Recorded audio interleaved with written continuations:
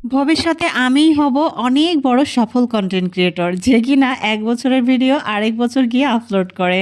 আমি যতই ভাবি তোমাদেরকে বাসি পচা জিনিস দেখাবো না, কিন্তু আমি না আমার কথা রাখতে পারি না, বুঝলে তো? আর এইভাবে চলতে থাকলে আমি কি করে কনটেন্ট ক্রিয়েটর হয়ে তোমাদের মাঝে টিকে থাকবো বলো তো? এইভাবে কত যে ভিডিও করে রাখি, কিন্তু সেটা আর টাইম অনুযায়ী আপলোড করা হয় না। তাই রাগ করে মাঝে, মাঝে ভিডিও ডিলিটই করে ফেলি।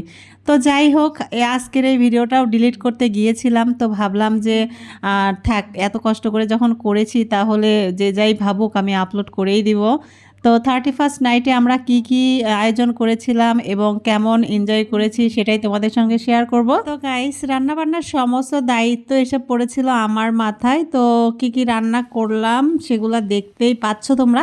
মুরগির রোস্ট করেছি, যদিও রেডিমিক্স মশলা ছিল, রেডিমিক্স মশলা দিয়ে রোস্টটা করে ফেললাম। রোস্টটা প্রায় হয়ে এসেছে, লাস্টে একটু পেঁয়াজ বেরেস্তা দিয়ে দিলাম। আর কিভাবে কি রান্না করলাম এত ডিটেলস আর বললাম না, তোমরা অনেকেই জানো কিভাবে কি করতে হয়। তো যাই হোক, রান্নাটা কিন্তু ভালোই হয়েছিল। আর এদিকে করব হচ্ছে এই যে মুরগির যে গিলা কলিজাগুলো ছিল সেইগুলা দিয়ে মুগ ডাল করব। তো এখানে মাংসটা পেঁয়াজ রসুন দিয়ে ভালো করে কষিয়ে নিচ্ছি, আর ওদিকে ডাল ভিজিয়ে রেখে তারপরে রান্না করেছিলাম। রান্নাটা খুব সুন্দর হয়েছিল, কিন্তু মানে মনে ছিল না আর ভিডিও করতে। যাই হোক, তারপরে পোলাও করে নিয়েছি। পোলাওটা অনেকগুলো চালেরই ছিল, আমার লাটতে চাটতে খুব কষ্ট হয়ে যাচ্ছিল। তারপরে হচ্ছে সালাড টালাড কেটে আমি চলে আসছি ছাদের ওপরে। আর এই ছাদের ওপরেই আমাদের প্রোগ্রামটা হবে। আর আমি দেখো নিজেকে দেখানোর একটুও সময় পাইনি, একটু শাড়ি পরেছিলাম, তো এসে এখানে বসে পড়েছি। কোনো একটা কারণে আমার মনটা অনেক বেশি খারাপ ছিল, তাই আমি আর ক্যামেরার সামনে আসিনি। তো আমি এসে দেখি সবাই চলে আসছে, আমার জন্য সবাই ওয়েট করছিল। তো আমি এসে বসে পড়লাম, আর আমাকে বসা মাত্রই চা দিল। বসে বসে সবার সঙ্গে চা খাচ্ছিলাম আর অনেক আড্ডা দিচ্ছিলাম।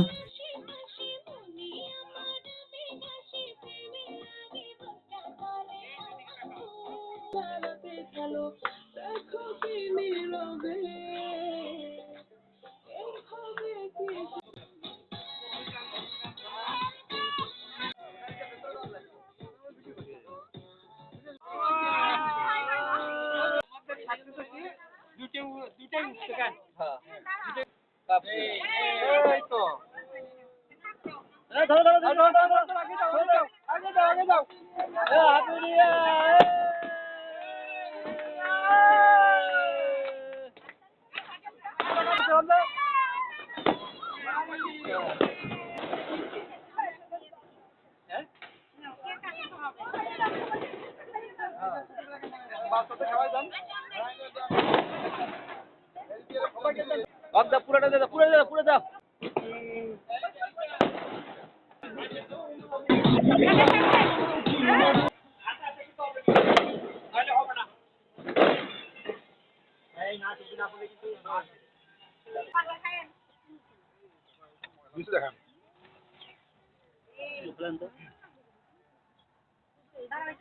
তর্পণ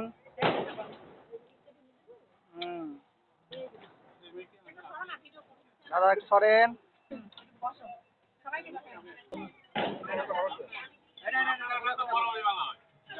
গতবারও করছিল দাদা কাকু।